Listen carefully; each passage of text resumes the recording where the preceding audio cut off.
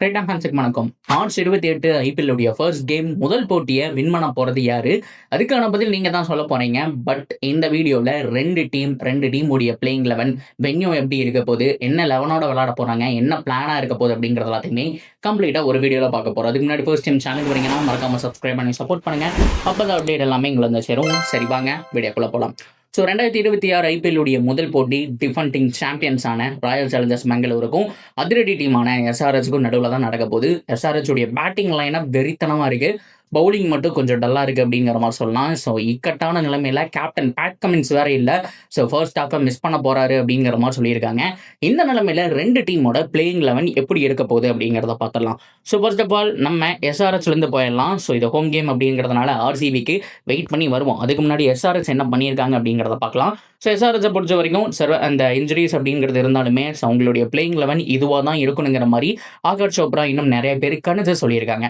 Number 1 Travis head, number 2 Abhishek Sharma, ரெண்டு பேர் தான் ஓப்பன் பண்ண போறாங்க. எக்ஸ்ப்ளோசிவ் ஓப்பன் பேரா இருக்கும். நின்று அடிச்சா கண்டிப்பா பிக் டார்கெட் போகும். இல்ல ரெண்டு பேரையும் தூக்கிட்டா அப்படியே அந்த ஸ்கோர் லைன் அப்படிங்கிறது கம்மியாயிட்டே வரும். So Travis head and Abhishek Sharma ரெண்டு பேர் தான் ஓப்பன் பண்ண போறாங்க. ஒன் டவுன்ல இசான் கிஷன் ரீசெண்ட் டைம்ல செம்ம ஃபார்ம் இன்டர்நேஷனலையும் ப்ரூவ் பண்ணியிருக்காரு. ஸோ அரௌண்ட் த வேர்ல்டு இருக்கக்கூடிய T20 one of the best பேட்ஸ்மேனாகவும் பார்த்தோம் அப்படின்னா மாறிட்டு வந்துட்டு இருக்காருன்னு சொல்லலாம். நம்பர் 3ல பெஸ்ட் ஆப்ஷனாக இருப்பாரு. Number 4 Henrik Klaasen. இவர் ஏன் ரிட்டையர்ட் ஆனார்னு இப்போ வரைக்குமே தெரியல. சவுத் ஆப்பிரிக்கா டீம்ல இருந்திருந்தா இன்னொரு டிராஃபி கூட பார்த்துருக்கலாம். ஸோ அந்த மாதிரியான ஒரு ஆளு. பட் இருந்தாலுமே பிரான்சைஸ் கிரிக்கெட் மட்டும்தான் ஆடிட்டு இருக்காரு. ஸோ கிளாசன் பார்த்தோம் அப்படின்னா நம்பர் 4ல வருவார்.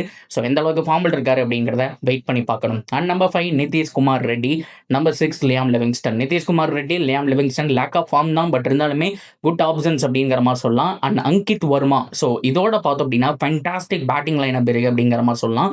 ஸோ இதை தொடர்ந்து பிராண்டன் கார்ட்ஸ் இருக்காரு. ஸோ பவுலிங்லையும் பார்த்தோம் அப்படின்னா இம்பாக்ட் ஏற்படுத்துவார். அண்ட் சாலிடா 8 வரைக்குமே உங்களுக்கு அந்த பேட்டிங் அப்படிங்கிறது வந்துட்டு இருக்கு. எஸ்ஆர்எஸை பொறுத்த வரைக்கும் இதுதான் ரொம்ப முக்கியமான விஷயம்.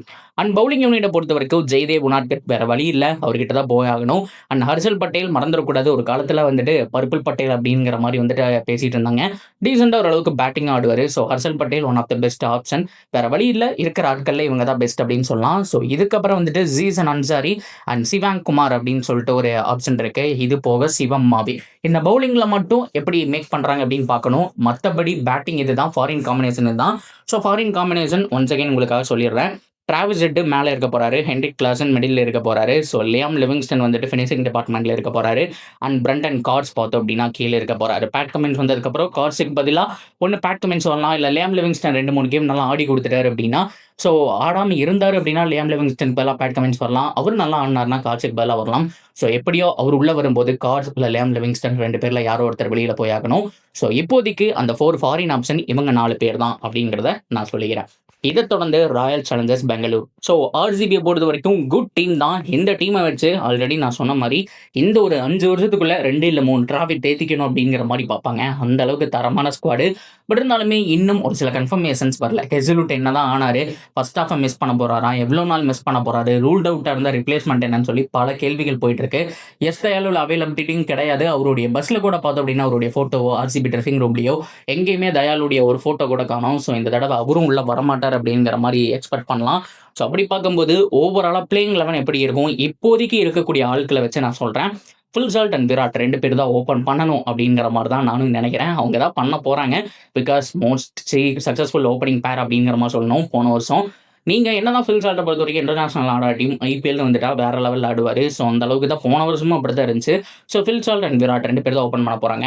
ஒன் டவுனில் தேவ்தத் படிக்கல் ஆர் வெங்கி ஐயர் ரெண்டு பேரில் யாரோ ஒன்று. என்னை பொறுத்த வரைக்கும் தேவ்தத் படிக்கலுக்கே போவேன். என்னதான் வெங்கி ஐயர் வந்திருந்தாலுமே போன வருஷம் நான் அந்த காம்பினேஷன் மாற்றக்கூடாது அப்படிங்கிறதுனால தேவ்தத் படிக்கலுக்கு போவேன். Number 4 Rafah, captain Rajat Patidar.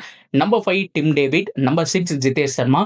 Number 7 Romario Sheppard. Number 8 Krunal Pandya. Top 8 வரைக்கும் ஒரு சாலிடான ஒரு பேட்டிங் டிபார்ட்மெண்ட் இருக்கு.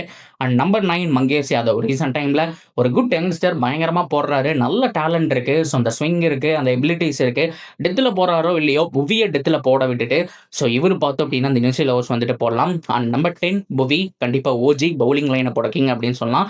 அண்ட் நம்பர் 11 பார்த்தோம் அப்படின்னா ஜேக்கப் டஃபி. இதுதான் ஆப்ஷன். இம்பாக்ட் பிளேயராக யார் வருவாங்க அப்படின்னா சுயா சர்மாவை.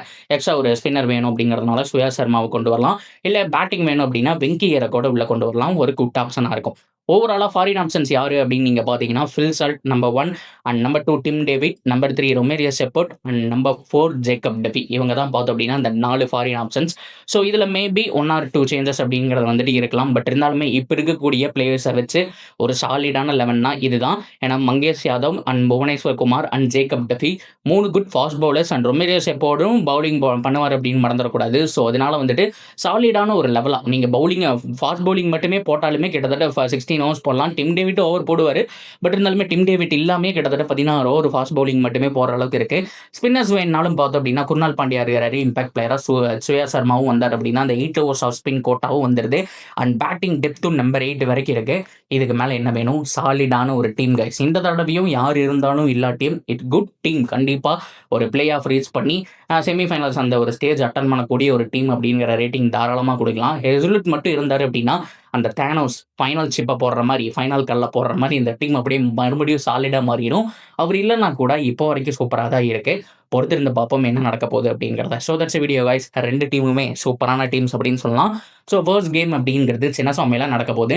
சின்னசுவாமியோட ட்ராக் எப்படி பிஹேவ் பண்ணும் அப்படின்னா, போன சீசன் நம்ம பார்த்தோம். இனிஷியல் 3 மேட்ச் பக்கம் இந்த கிரவுண்டில் தான் உங்களுக்கு கண்டமாக இருந்தது. அவே கேமெல்லாம் லைனாக ஜெயிச்சுட்டு வந்தவங்க சின்னசுவாமியில் தோக்க ஆரம்பிச்சிட்டாங்க. பட் இருந்தாலுமே ஒரு சமயத்துக்கு மேலே இந்த கிரவுண்டுடைய அந்த பர்ஃபார்மன்ஸ் எப்படி இருக்கும், எப்படி பிஹேவ் பண்ணுது அப்படிங்கிறத புரிஞ்சுக்கிட்டு லைனாக மறுபடியும் வின் பண்ண ஆரம்பிச்சாங்க அப்படிங்கிற மாதிரி நினைக்கிறேன். ஸோ இதனுடைய தன்மை அப்படிங்கிறது மாதிரி இருக்கு. ரீசெண்ட் டைமில் நிறைய கிரிக்கெட் அப்படிங்கிறது அங்கே நடக்கவே இல்லை. நம்ம பார்த்துருப்போம் அந்த ஸ்டாம்பின் அந்த பிரச்சனைக்கு அப்புறம் உள்ள யாருமே வந்துட்டு வரல. ஸோ நிறைய கேம்ஸ் நடக்கல. ஸோ இன்டர்நேஷனல் மேட்ச் அதாவது இந்த T20 வேர்ல்ட் கப்லாம் நடத்துவாங்க எக்ஸ்பெக்ட் பண்ணும்போது அதுவும் நடக்கல. கிரவுண்டை மறுபடியும் புதுப்பிச்சிருக்காங்க. எப்படி பிஹேவ் பண்ணும் அப்படிங்கிறத பொறுத்து பார்க்கணும். அஃப்கோர்ஸ் சின்னசுவாமி அப்படின்னாலே ஹை ஸ்கோரிங் வென்யூ தான். அந்த 200 அப்படிங்கிறது ஈஸியாக வரும். செகண்ட் சேஸ் பண்ணக்கூடிய டீமும் ஆல்மோஸ்ட் 200 அப்படிங்கிறத ஈஸியாக அடிப்பாங்க.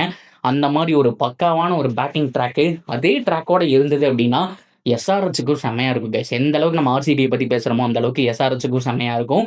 அப்படி இல்லை அப்படின்னா ஸோ கண்டிப்பாக 2 டீமுமே திணறுவாங்க. என்னை பொறுத்த வரைக்கும் பவுலிங் யூனிட்டை பொறுத்த வரைக்கும் ஆர்சிபி ஒரு ஸ்டெப் மேலே இருக்காங்க. பேட்டிங் யூனிட்டை பொறுத்த வரைக்கும் ஆர்சிபி இருந்தாலுமே டஃப் கொடுக்குற அளவுக்கு எஸ்ஆர்ஹெச்சும் இருக்கு. ஸோ 2 டீமோட பவுலர்ஸ் யார் பர்ஃபார்ம் பண்ணுறாங்களோ அவங்க தான் இந்த கேமை எந்த சைடு போகும்னு சொல்லி டிசைட் பண்ணுவாங்க அப்படிங்கிற மாதிரி நான் நினைக்கிறேன். So that's video guys. ஓவராலாக உங்ககிட்ட தான் இந்த கால் கொடுக்க போகிறேன். ஸோ நீங்கள் என்ன நினைக்கிறீங்க? யார் வின் பண்ண போகிறான் இந்த சீசனை, யார் ஃபர்ஸ்ட் வின்னோட தொடங்க போகிறான் அப்படிங்கிறத கமெண்ட்டில் சொல்லுங்கள். இந்த மாதிரி இன்னொரு வீடியோவோட வந்து மீட் பண்ணுறேன். See you soon guys.